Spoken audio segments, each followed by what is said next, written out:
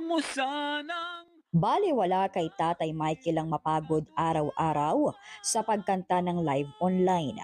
Ito raw kasi ang naisip niyang paraan para matustusan ang pangangailangan ng 7 anyos niyang anak na si Princess na may bacterial meningitis.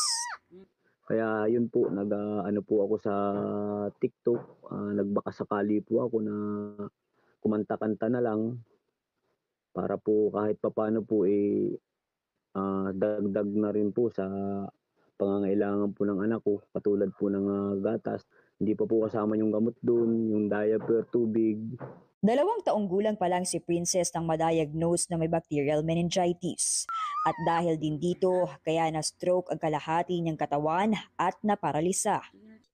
It's an infection ng bacteria ang cause na pumasok sa utak, nag-swell at nalagay sa peligro yung pasyente. So hindi pa yung stroke lang na high blood siya,